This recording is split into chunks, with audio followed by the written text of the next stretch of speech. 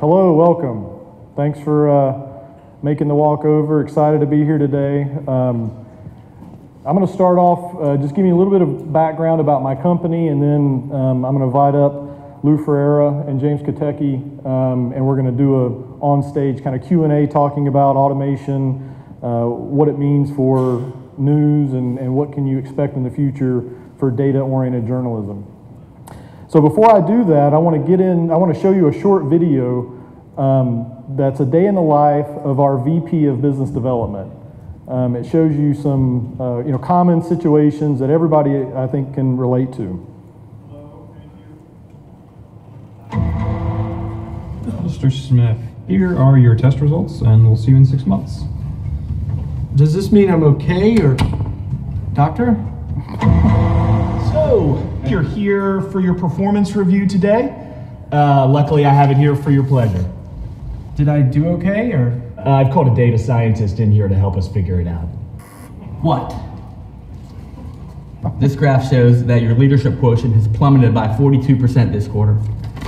What is that graph? I don't have time for this right now. I've got 30 of these to do this afternoon. Will you make me the happiest man alive?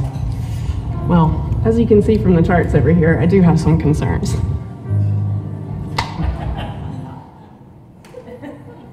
So it's silly to think that we would communicate this way, but we do it every single day with our most critical business information. We have a platform at Automated Insights called Wordsmith that takes data and turns it into stories, articles, and reports. It's completely automated. Last year, we generated over 1 billion stories with our platform. And we do it for some of the biggest companies. Companies such as Comcast, Yahoo, Allstate, and of course the Associated Press, which we'll talk more about today. Recently, we were acquired, in fact. Vista Equity Partners, which is literally 5 blocks down the road, led the acquisition through Stats LLC, which is the global leader in sports technology and data. This was great validation for our space because what it signaled is now we can take our technology and accelerate it and apply it more aggressively than we had in the past. Today, what we're going to focus on is talking about how we've used that kind of automation inside of the Associated Press. And I think what you'll see from this is it's been a significant success, not only for the Associated Press's customers, but ultimately it's also a success for journalists. So the first thing that we started with, if you think about reporting and what possibly can be automated, there's actually quite a few areas that are really interesting.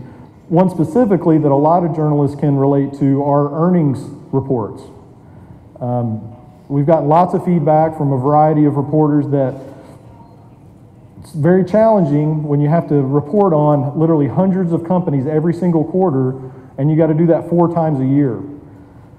The challenge is you have to get the reports out as quick as possible, so as soon as earnings reports are submitted by a company, you want to then turn around your review of that report as quickly as possible. So timing is very critical. You also want to be able to cover as many companies as possible. In the United States alone, there's over 4,400 public companies that produce earnings reports. And so the Associated Press wants to be able to cover as many of those as possible. So what we do is take raw data that describes earnings for a particular company. We've actually partnered with another company called Zacks Financial. They're based in Chicago, who is constantly looking for earnings announcements that come out and are distributed by companies. They then take those announcements and structure the data in a way that they can then pass to us. Whether it be an XML feed or a JSON feed, we can work with just about any type of structured data. Then we program our platform, which is again called Wordsmith, to turn it into a 5 to 6 page, or 6 paragraph narrative that describes what happened with that earnings report. And again, it can rely on historical data. It can look at all sorts of trends and analysis to figure out what were the most important things to cover as it relates to that earnings report. So we've generated a lot of buzz about this technology, specifically with our implementation with the Associated Press. The feedback that we've gotten very consistently is that, again, it's been a significant win not only for AP's customers, but even internally. And this will be something, again, that we focus on in the Q&A session in a moment. What this enables are AP's reporters to not be data processors. They no longer have to be constantly mining data out of the earnings reports and trying to turn around a story instantaneously.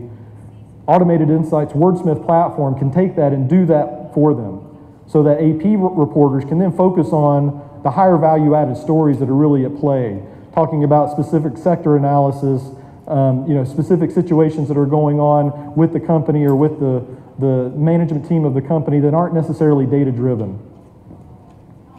Recently, we announced that we're expanding the partnership, and now we're going to be doing more with the Associated Press. We're going to be covering sports and eventually other areas. So now I'd like to invite up Lou Ferrara, the managing editor with the Associated Press, and James Katecki, who is the Automated Insights PR manager, for us to go through a Q&A session.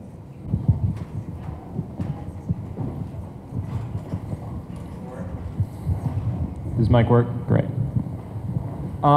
Let's start with Lou Ferrara. Lou from the Associated Press, can you give us a little bit of your background and how we got to this point? So I'm a VP for Sports, Entertainment, Business News, and Interactive at the AP.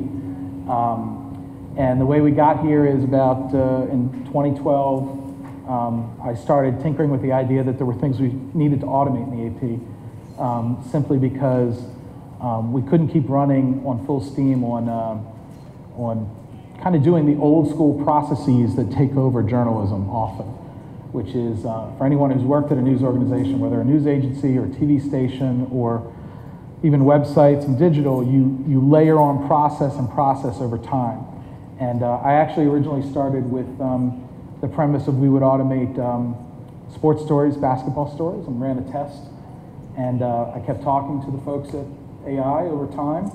And we tried a few different things, and then I had a kind of a eureka moment that we should do this with earnings reports, because it was bogging down my staff. And the value of those earnings reports in terms of the simple summary of data wasn't as high as it was in the marketplace before. Before we get to the rest of the questions, I'd like to just kind of poll the audience just to see who's here. So who here is a journalist? Okay, that looks like, I don't know, 60%. Who here works for a media company but is not a journalist? Okay, so 30%. Okay, so I think that pretty much covers almost everybody here. Anybody here from I'm just trying to figure out, how best to structure the question. So is there anybody else here from a strange outlier that we need to hit on? Yeah. Industry analyst. Sorry? Analyst, yeah, industry analyst. Okay, great. So let's get to the reason I think everyone's here. This is the question we get all the time. This is the most popular question when people figure out what Automated Insights is capable of. And we'll go back to you, Lou. Will the robots take all of our jobs? The answer is no. I get asked that a lot. I can say with this effort, the goal has never been to eliminate jobs. As I like to tell people, and anyone in this business knows, the marketplace is taking care of eliminating jobs on its own through the economics of it. So actually, the reason I looked at automation was, how do I free up staff time, which is the most valuable commodity we have in journalism, the time we spend doing reporting. How do I free more of that up instead of doing same process-driven work? And for anyone who's done earnings reports, it's funny, when Robbie puts those quotes up, and he and I have talked about them before, I want to gouge my eyes out, that sort of thing. When I would bring this up with my staff, everyone generally disliked doing earnings reports. A press release comes in through email, you do math, you write it up, and then you publish it. And it was an old process that is built a certain way, and it used to be with fax, FAX. And so, this enabled us to streamline and free up. We estimate during earnings season around 20% of our time, and never involve the elimination of jobs. I think we're going to have different jobs in the future in journalism, and we're not going to do some of the processes we did before. And Robbie, I wonder if you could speak to how this question has evolved over time as we've been doing this, and you've been hearing this for years. Are people getting it now? Are we still getting the same kind of questions we got 3 or 4 years ago? So 3 or 4 years ago, rarely got the question because nobody believed it would happen, I think. And then we did some high-profile implementations with Yahoo and the Associated Press, and then people started to get it. And so now we get the question a lot, you know, is Wordsmith, our platform, taking away jobs?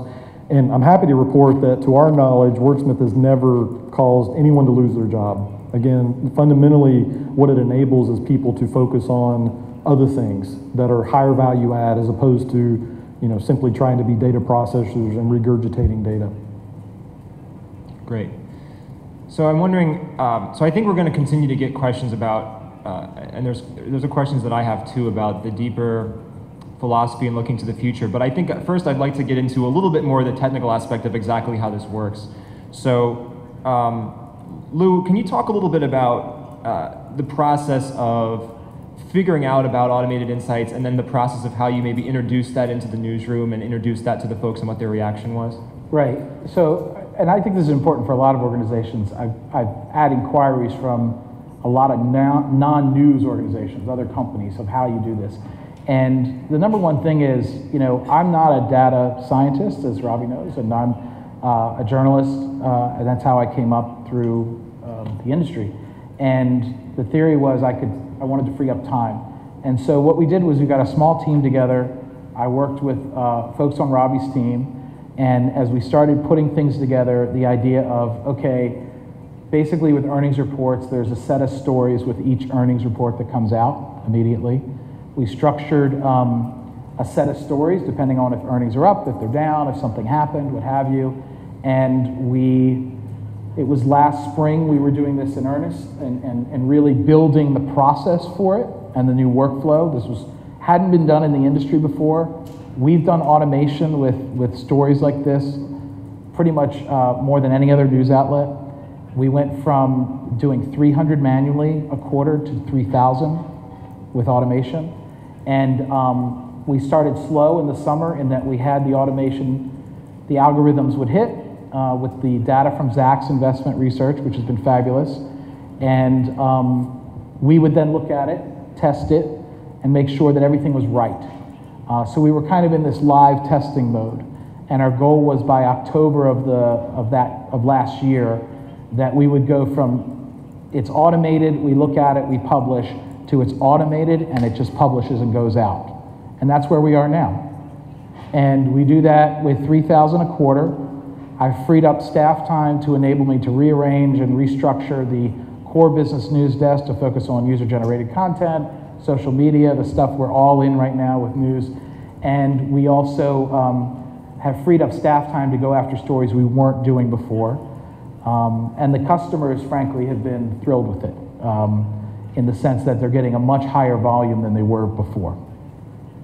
And a question to both of you that we often get is, how do you prevent, what if it's wrong? What if it produces something, what if it produces wrong information? How do you prevent that?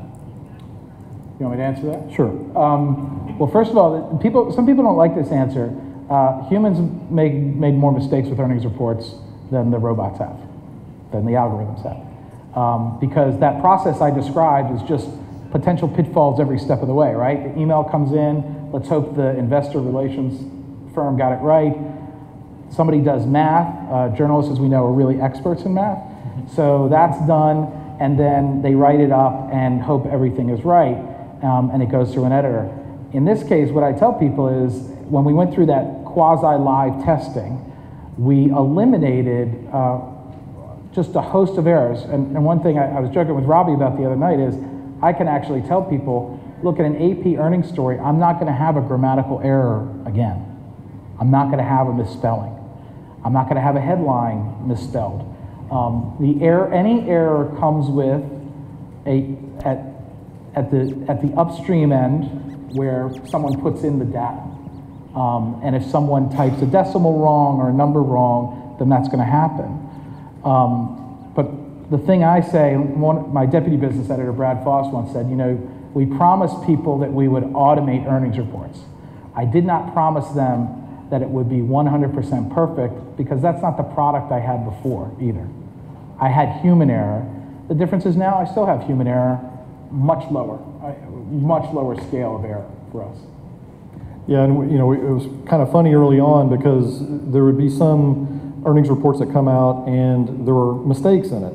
And what we found was most of those were, there's actually a part of the earnings reports that we do for the AP that includes a little blurb about each company. You know, a media company, you know, sort of a description of what sector they're in or something of that nature, which is created by a person. Somebody, we have a spreadsheet that somebody typed all those out. And almost all of the initial, if there wasn't a data error, as Lou alluded to, it was a mistake in either the city and state in which the company resides or in that little blurb that somebody had typed out about what the company does or what they're for. And now, you know, after a couple of cycles, we've kind of got through all of those. But yeah, the nice thing about automation is we can go through and essentially back test stories. So we can produce thousands, in some cases we do millions of stories using historical data, and then go through an extensive QA process to validate, you know, grammar, spelling, you know, just to make sure the structure is correct. So by the time we go live, there's really no question about, you know, how is it going to read, what are the potential bugs or errors that'll pop up. There's definitely a case of garbage in, garbage out. And again, if we have bad data, it's going to produce a story that's not right.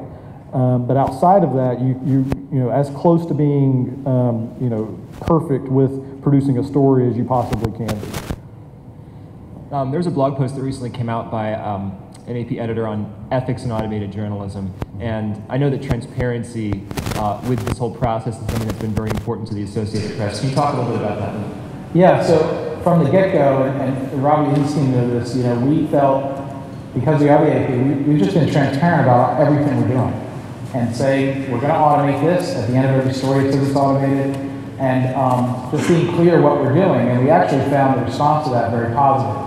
And for us, it's provided a foothold, if you will, in saying, look, we're trying this out. And I think the markets are more receptive to that when you're open and honest about it. And we don't try to conceal that we are somehow misleading people that these were produced by humans. We're saying these were automated. And it hasn't stopped us. It's funny, people think, oh, we're not covering earnings anymore. We heard from a lot of corporate, not a lot, we heard from a couple corporations of, oh, you're not going to cover these anymore. Well, we do, but what we look at it as is we let the river of automation just run every day. So when Apple's earnings come out, they come out, it's automated, it's out on the wire. But immediately after, we've readjusted our staff to say, well, when Apple's earnings come out, what story do we want to cover? What do we need to report? And we go much deeper in a way that I don't think we were doing as much before. And so it's enabled us to kind of front-end earnings season in a much different way and focus on what people are interested in consuming around those companies. The transparency is the key. And I think this is a real lesson learned. You know, we obviously have lots of customers. A common question is, should we be open about whether or not Automated Insights is generating this content or not? Some customers will put a byline or put, you know, buy Automated Insights, some will not.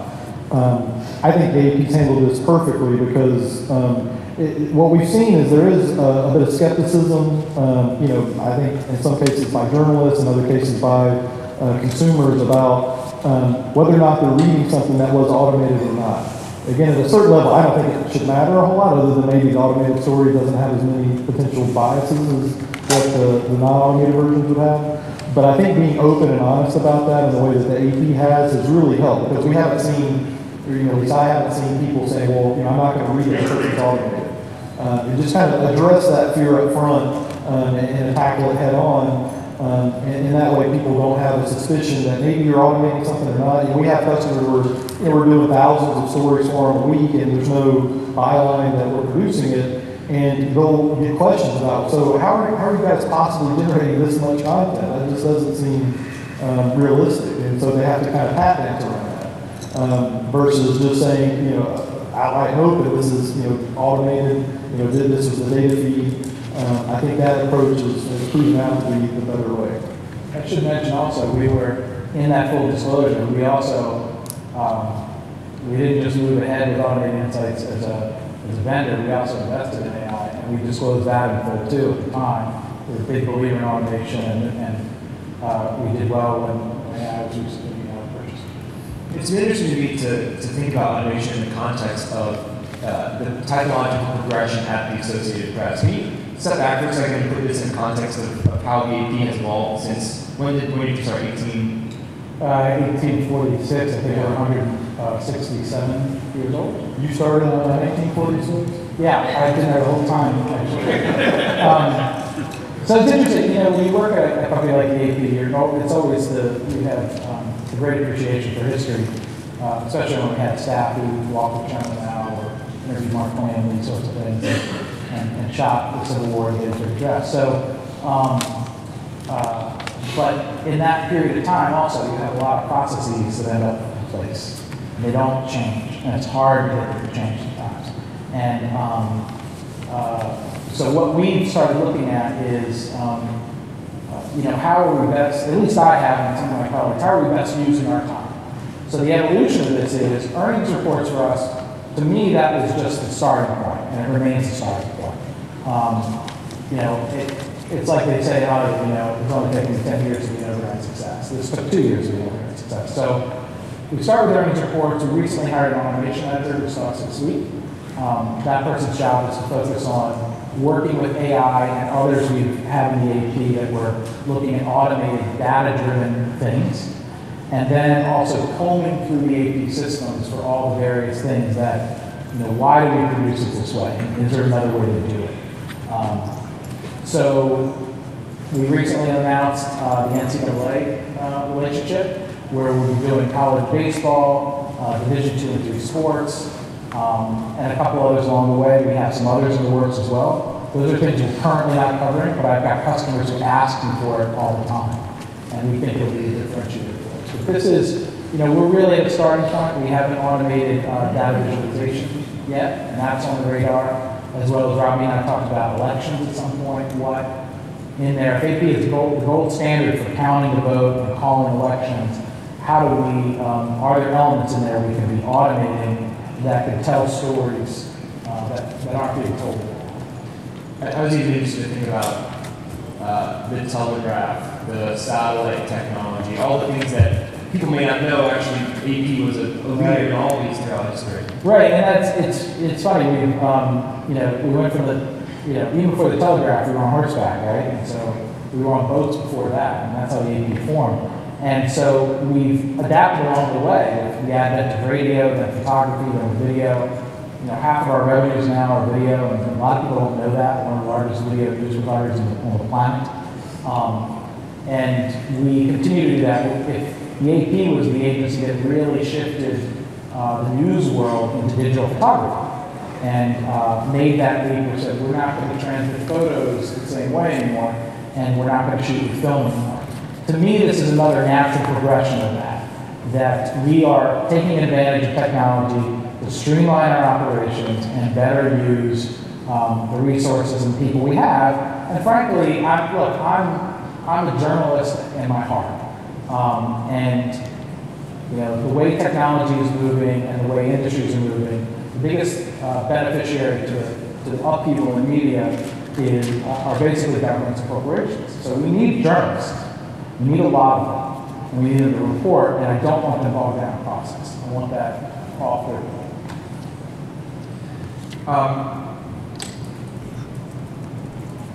Robbie, you have a 7-year-old daughter and a son who's less than a year old. Let's turn to the future a little bit, and let's get a little bit more blue sky here. And we can I have a bunch of questions, but folks can line up the mic too if you want to start asking questions to the panelists.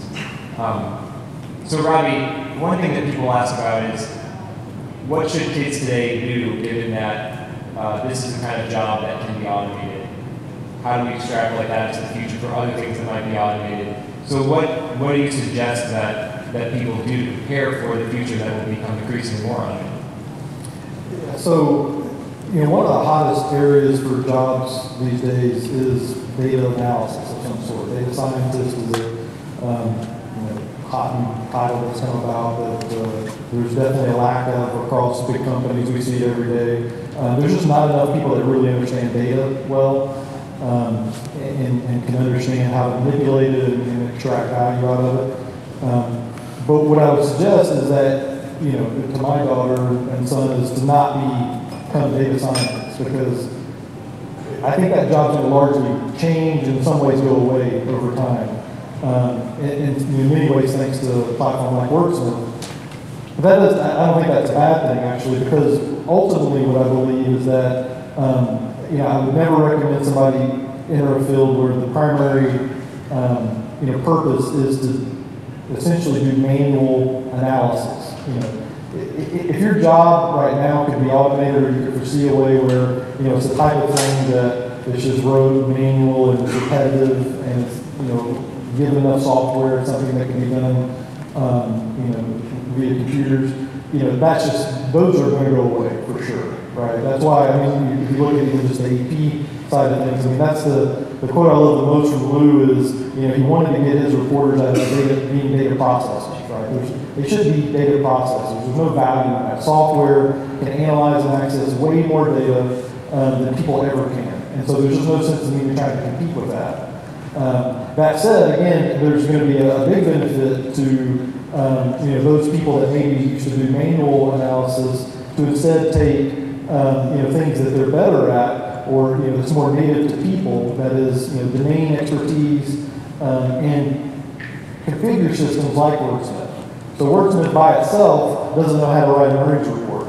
There has to be logic codified to describe and quantify what goes into an earnings report, right? And so what that requires is somebody that understands data, not the one that's actually going through the numbers and saying, all right, I'll write an earnings report about one specific company, and I'm going to do that every single day. Maybe there are a series of earnings reports that they might write just to kind of understand how is data manipulated, how is it used in these stories, but ultimately it's to configure systems like ours so that it can then automate those at scale.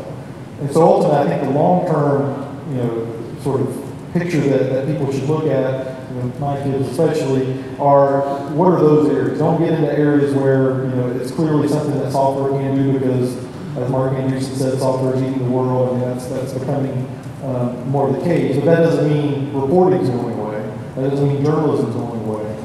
It doesn't even mean data analysis is going away. It's just the types of data analysis people do will become higher level. It won't be rote, manual, repetitive. It'll be understanding. It'll be figuring out how to apply that on a broader scale. And ultimately, I think that's a lot more exciting anyway, right? Does anybody really like the manual, repetitive jobs anyway?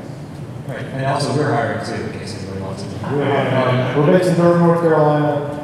Really cool office that overlooks the Durham Bulls AAA baseball team. It's the Austin of North Carolina. Lou, did you want to add anything to that? No, I think Robbie hit a lot of it on the head, and frankly, it's funny for Robbie's in such a technology-driven zone, and I'm not as much, and it's almost the same conversation. I don't want people. I want to exploit the human skills more than anything in the business I'm in. People who can dig into a story the way we did with Hillary's email server, and the way we've done with other stories across the planet. And I need those people who can dig into stories, capture the right video, capture the right image, not the processor. So questions? Could you speak really quickly to the possibilities for linguistic diversification in automated news? So being able to localize news content through potentially automated translation of news stories that currently aren't being distributed into markets where you may not, in your physical human news bureau, have the capacity to actually produce localized language content. Yeah, so to me, whether it's foreign, multi-language support or even just localization, I think that's another big reason to use automation, frankly, because if we can automate a story in English, then to automate the exact same story in Spanish or French or heck, in Mandarin is technologically is not any different. It just requires having again those people that I was talking about that understand data and that know the language to help configure our system.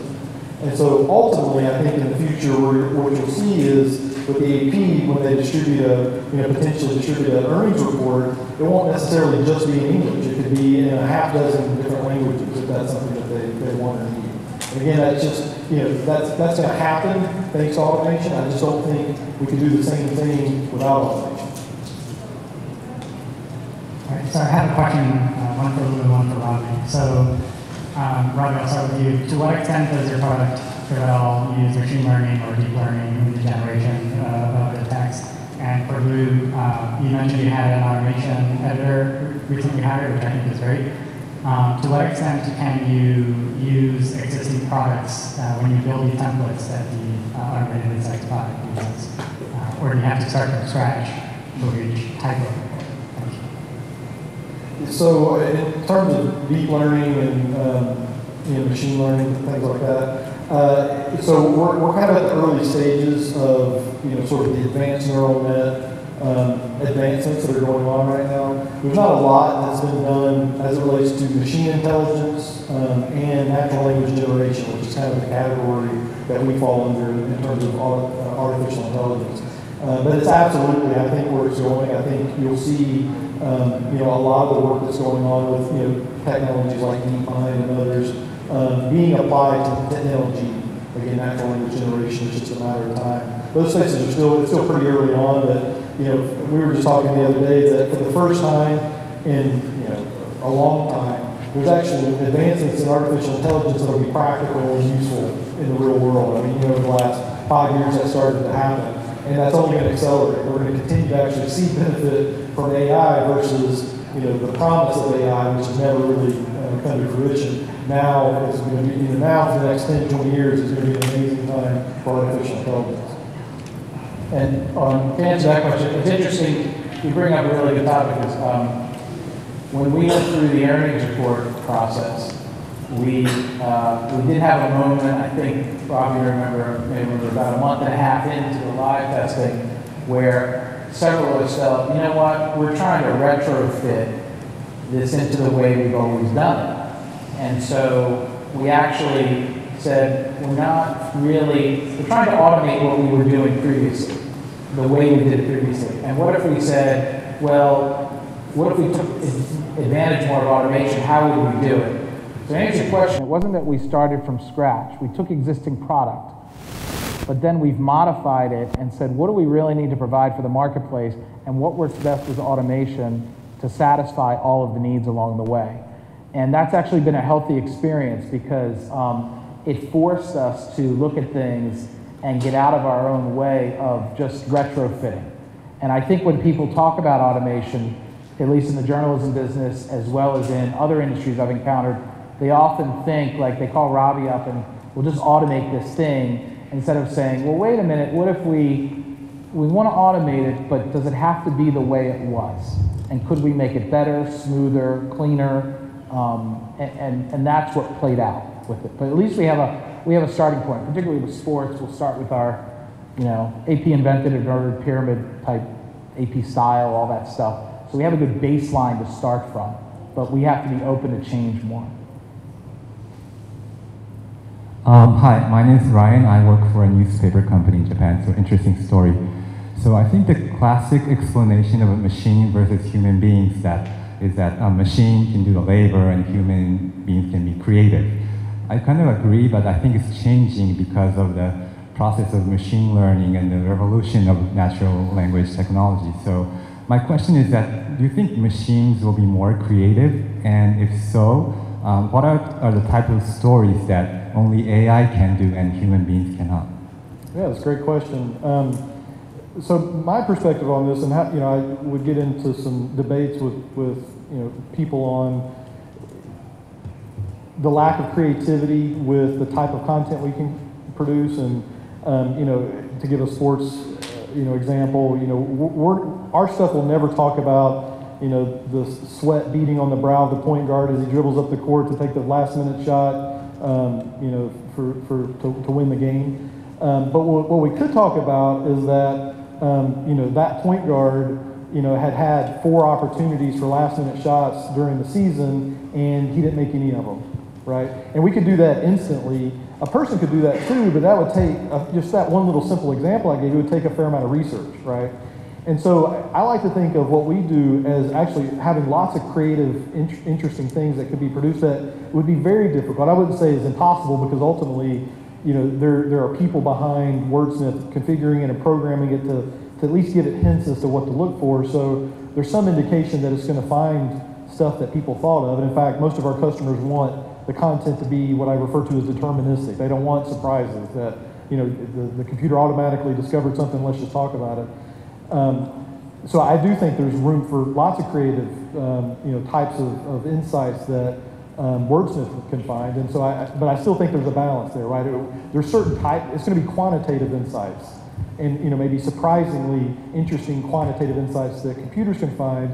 But on the qualitative side, we're still a long ways away from computers ever being able to do that at the same kind of level that humans can.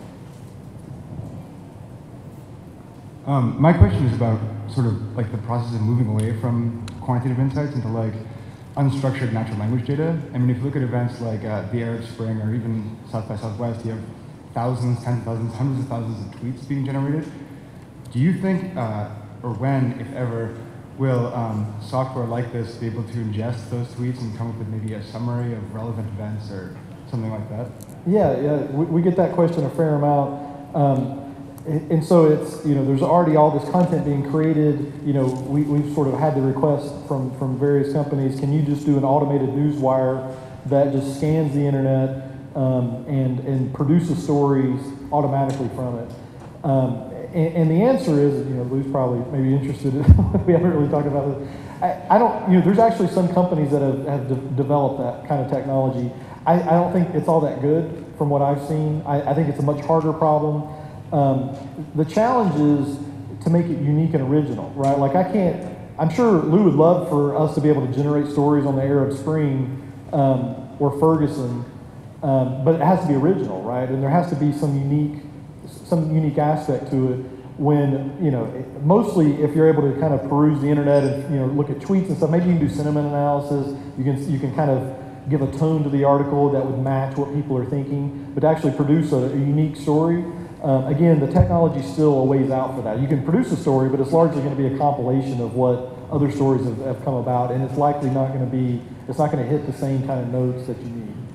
If I may, what about maybe augmenting the workflow of a reporter, for instance, with sort of relevant? Absolutely, and in fact, we've had that conversation with several large media companies where, it's not that we even have to produce a story. Maybe we can help present ideas for stories, right? We can help discover that, all right, this information is going on about the Arab Spring, and here's some insights that we were able to determine from all of that content. Again, things around sentiment analysis. Where are the hot spots across the globe that are talking about these stories? Present different ideas in that way. I think that's a great application for our technology.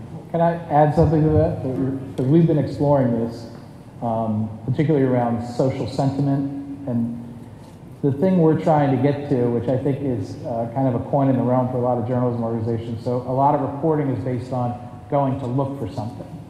And how do we take advantage of this technology to surface information we didn't know we were looking for?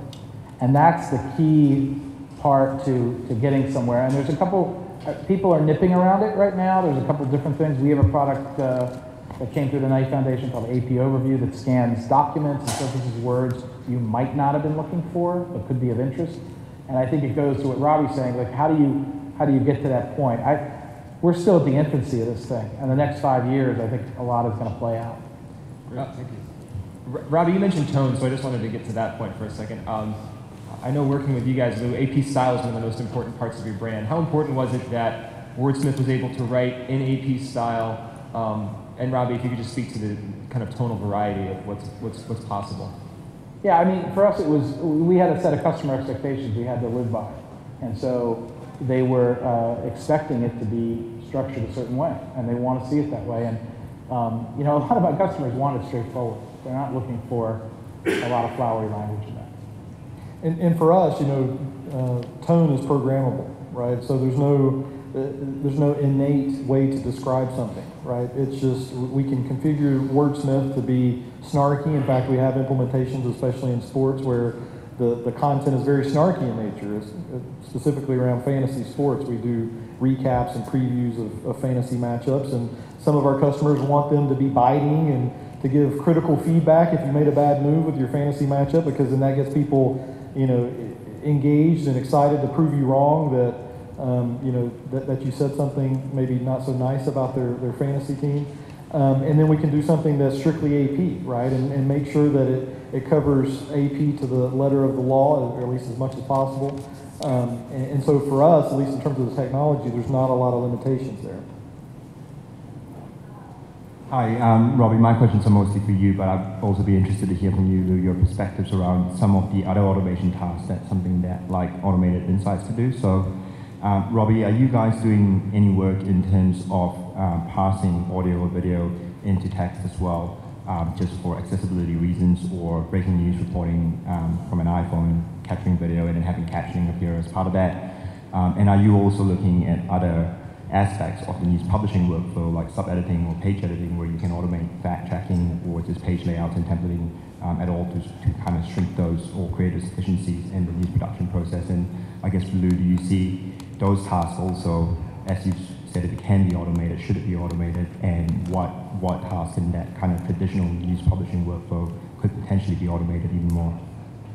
One of our challenges is that this concept of automating the creation of content from data applies to so many fields and so many industries that, if anything, we have a hard time focusing on specific verticals, right?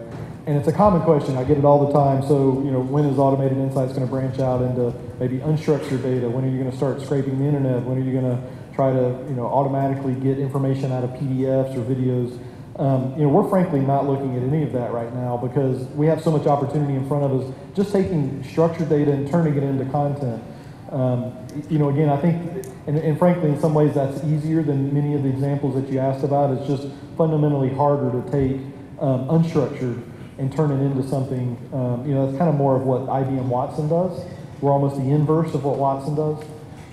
Watson takes unstructured content like Wikipedia and turns it into something that can then, deterministically answer questions that's presented to it. We take structured data and turn it into unstructured data, that is content. And for now, we're kind of focused on that just because, again, we have no shortage of people interested in taking the vast reams of data and the increasing amounts of data that are being produced and turning it in and trying to communicate insights from it. I think I would add that for us, we are, part of the role of the automation editor we hired is that we have all these processes in place. And then with each of them comes metadata with all the photos, all the video, there's geotagging, there's all kinds of stuff. And I've actually been raising this lately because, like I said, I think we're at the infancy. We did, we go from data into a short text story, but we haven't looked at all the reams of information we have internally and say, well, what could we do with photos and what could we do with video? And is there something that would streamline the operation in a way that we just haven't thought of yet? Often the answer you get is probably not. And you're like, well, I did automate earnings reports, so I bet there's something in here. And you just have to keep digging, and that's part of, frankly, we expect this year, my goal is, besides what you've seen with the NCAA, we want to come away this year internally with like 3 or 4 things that are clear wins that we automate in ways we hadn't thought of before. Hi, Bruce Daly from Tractica Research. I had a question I wanted to follow up a little bit about the opportunity you talked about for your children. In the software business, I think the standard ratio for software to services sale for SaaS is something like 2 times. For enterprise software like ERP, it's 4 times. Do you estimate that for every $1 of your product that you're going to sell, what do you think the ratio of services revenue that's going to create? It's a good question. We're trying, our business is largely a services company, frankly. We have a product, Wordsmith, but for all of our classic engagements, it requires some amount of services to configure the system, to help with the deployment, et cetera. We're trying to move away from that as much as possible to a much more of a product-oriented approach. And so another sort of interesting thing that you'll see develop this year is, again, if you want to use Wordsmith today, you have to contact us, go through our sort of sales process. We can do pilots, those types of things. But what we'll be launching sometime this year is a more self-service oriented approach to that, where anybody can use the Wordsmith platform and not engage us directly. And so I think, I don't know if that answers exactly what you were looking for, but for us, we want to get away from services and go more to product, when possible. And we'll always have a services component, but, my hope is that, this time next year, we're talking about how the AP's rolling out Wordsmith to all of their journalists to use, as opposed to the new project that they're engaging us to do for them. I think another interesting way of looking at that question is the amount of opportunities there are in collecting more data or developing sensors to collect more data. So that's largely the limitation on what we can do is the availability of data. And that's, of course, increasing exponentially anyway, but opportunities abound to collect more data, sensory data about the world to turn what previously were considered qualitative topics into more quantitative topics that something like Wordsmith could deal with. Hi, Robbie. I came in a few minutes late, so I apologize if you covered this in your opening remarks.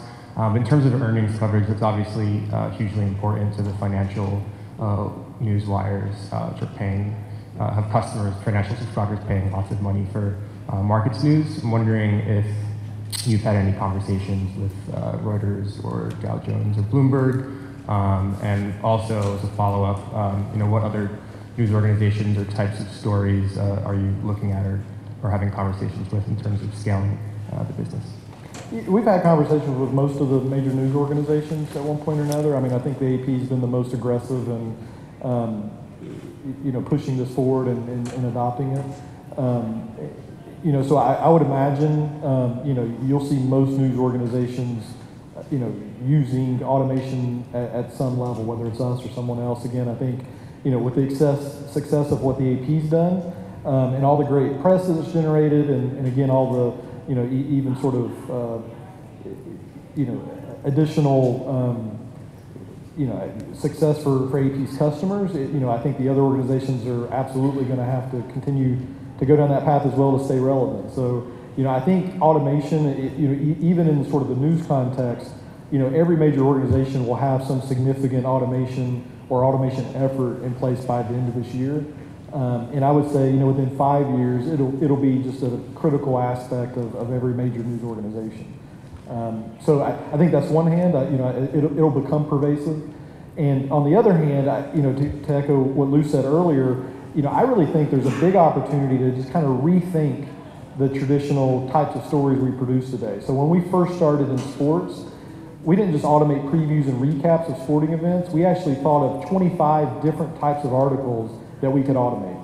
Everything from players of the week to top 25 update, for the AP poll to, even things like referees to look for, because we had all this great data about the referees that have called various basketball games. The great thing about it is because you're no longer thinking, well, each new article is going to require X% of my reporting staff to maintain it and do it. It's really more of an upfront effort. All right, we're going to do 5 new articles that are automated. There's going to be some upfront work to get that in place, but then after that, it pretty much runs on its own. And so there'll be a lot of opportunity, I think, to think about completely new and different types of stories that maybe you'd see rarely or never before, but then can become a viable option for organizations like the AP in the future. Thank you. Hi, I'm Sunil. I'm the co-founder of a company that does video thumbnailing, automated video thumbnailing using AI.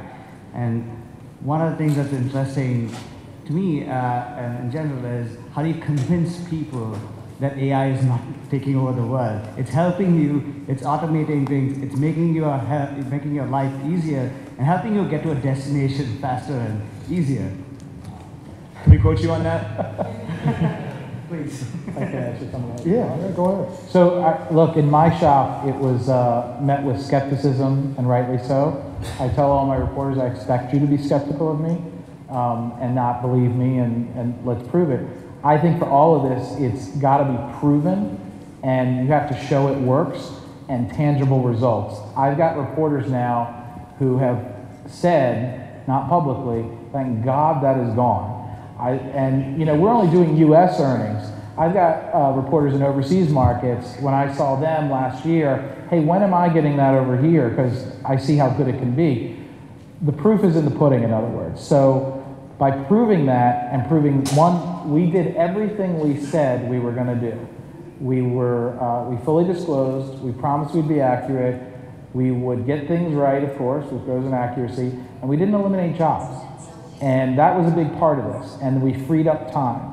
So when I look at the report on a daily basis, I'm seeing more breaking news and more investigative work out of business news than maybe we were doing a year ago, because we have a higher volume of that because we're focusing our energy and our time now. So that, to me, is the place. And my sports reporters are concerned. Some of them have raised this, that, oh my God, you're going to automate everything. And I've said, look, the bar is going to continue to get raised in this business. And if not by me, it's going to be by other people. It's going to be that, you know, the stuff is going to be automated, and it's going to require reporters to dig more and break more news than they did just covering a game or just covering earnings. And I think it's interesting on the question on those friendly competitors, Bloomberg and Reuters, I've been stunned that they've let me get away with some of this, because it's enabled me to free up resource to compete with them in ways that if I'm breaking more news, and they do a very good job in what they do, I would think the heads of those companies to say, why are we letting that occur competitively? So I probably just predicted my own death. But the other thing I would say too is I think we're in a little bit of a unique point in time where, you know, again, AI has not really had a lot of, at least visible practical application in the last, many years since people have been talking about it. And what you've seen from it is, people talking about how AI eventually is going to take over the world, and you're going to have robots that kill everyone, and they're going to run the world somehow. And so there's a lot of that, I think, kind of stuck in people's heads. But now what you're seeing is some of these cool applications of AI that are actually helping the world.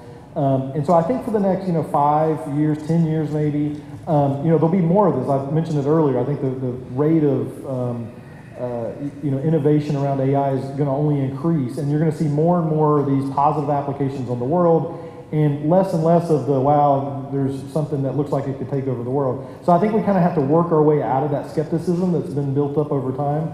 But then I think we'll get to a point where people will just assume it, right? They'll just take it for granted, like we eventually take everything for granted, and it won't be an issue. But now it is a challenging point. I mean, when I was doing this 4 years ago, it was very difficult going into companies and having this conversation sometimes. They just didn't believe it was even possible. But now it's much more of a reality. Some of those things just take time to work out. Can I just add one thing? I used this example with Robbie the other night.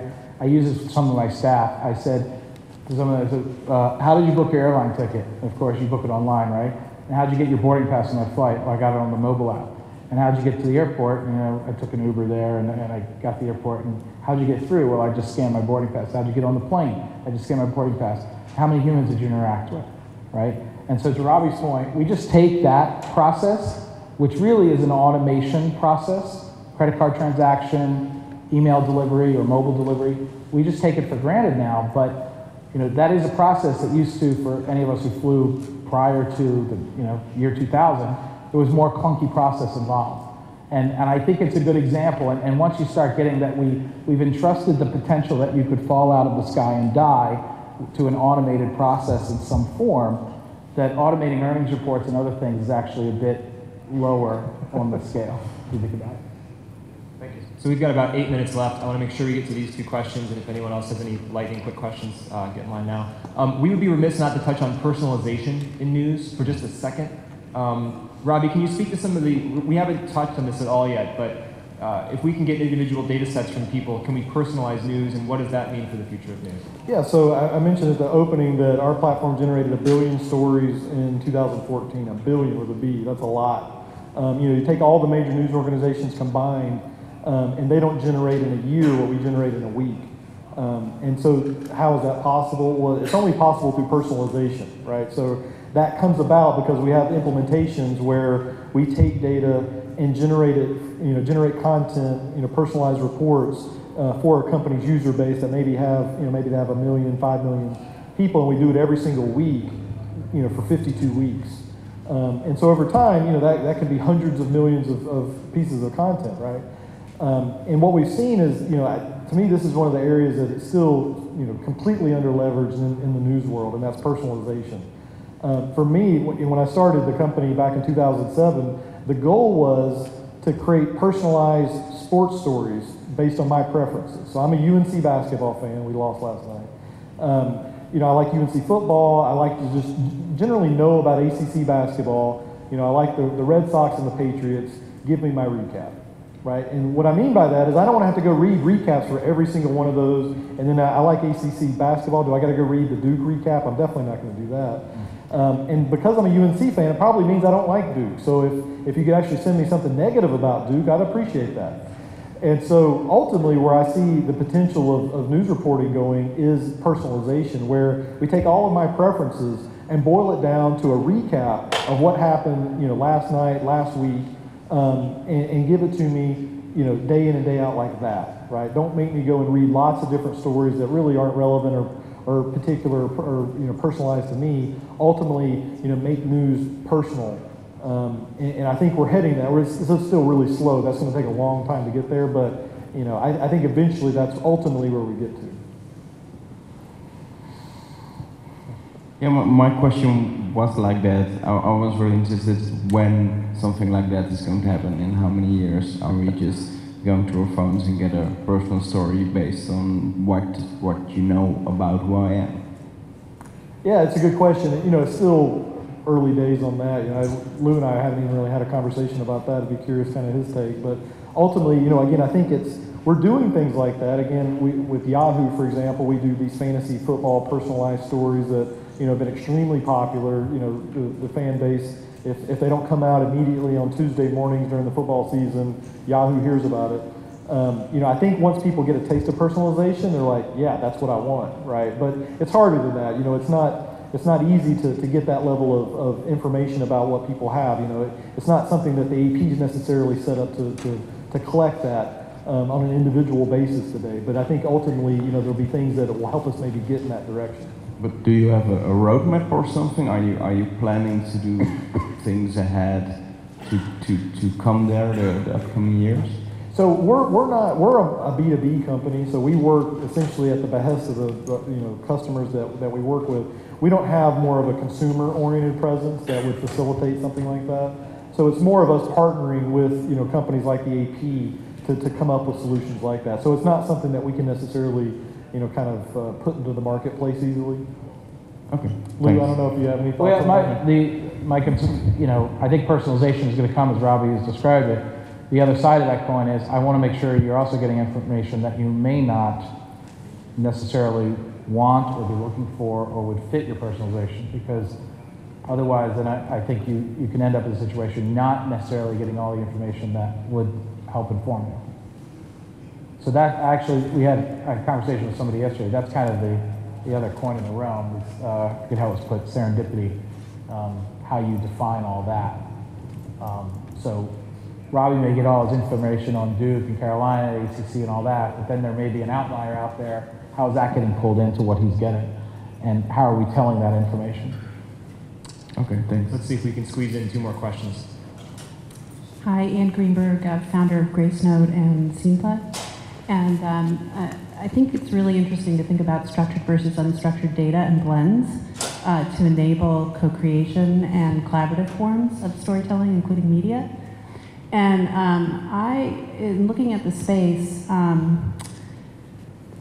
since all of my companies have been founded to democratize media, you're not doing consumer-facing products, but you're going to be supporting the reporters in the field. And the next stage is, iReporters and citizen journalism, which is, abundant.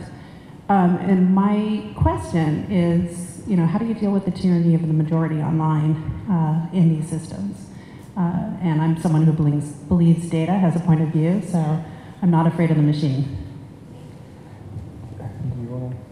Well, that's a tough one. That's why I handed it to you. Yeah. No, look,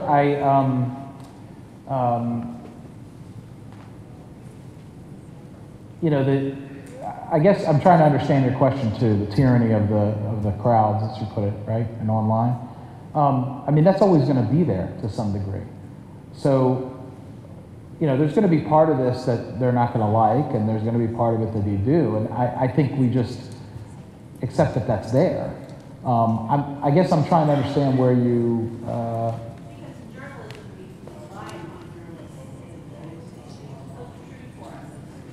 Right.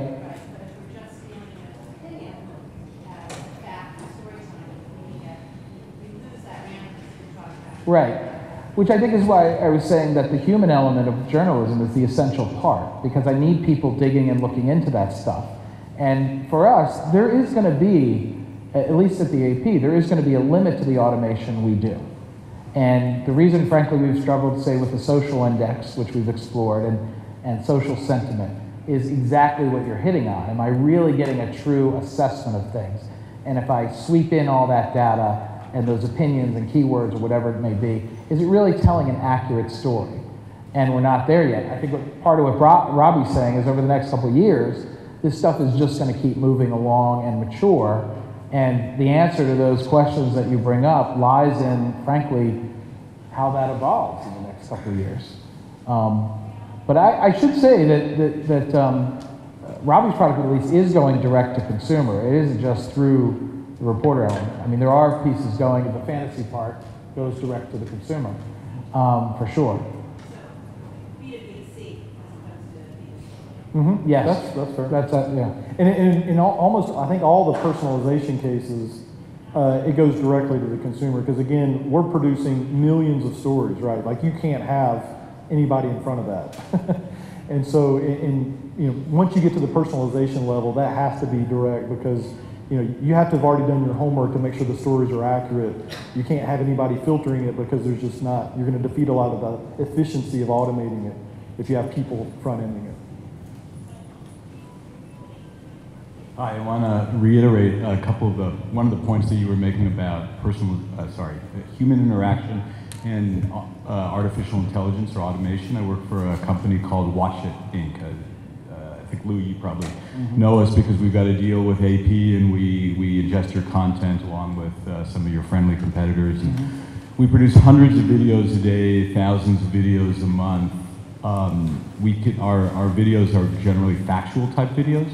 The second we bring a human involved, a human into the process and use a human to put a kind of a veil, or veil is the wrong word in news, but a point of view, the quality of the video goes up substantially. In other words, we get very flat and very factual videos, which have a real useful purposes for places like MSN or AOL or Yahoo who just need a video to pump in with every story. But the second we've got a human editor with a point of view or something to say other than just the facts, the story and the video itself gets so much better. And so I just wanted to reiterate, because our company is based on artificial intelligence and an algorithm that can do most of the work, hyper efficiency in the market, but it's the human element that makes a substantial difference in the quality of our output.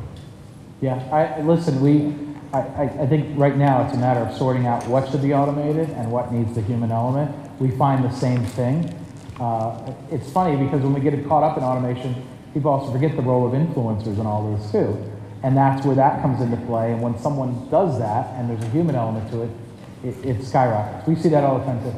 And I think the medium makes a difference too. Video, text is way better suited for automation than I think video in some ways in terms of that human element or providing that connection. I think the bar's a lot higher for video, and so that's a bigger challenge than I think for just plain text. Yeah, what we do is we can take a story and ingest it down to like 45 seconds of summation, and then our efficiency is bringing all the rich media assets in that would take a human a long time to do the research, even with appropriate meta tagging. But then it's when you scintillate it down to something that's less than a minute, it's so much richer if you've got a point of view. And when you're talking about influencers, our influencer stories tend to be a little bit snarky. Our news stories tend to have can you believe that this happened again? Or just some kind of opinion that makes it much richer for somebody to watch than just a bunch of facts and pictures along with it, which again has a useful purpose, but it's so much more enjoyable, and our customers tell us that it's so much more enjoyable when either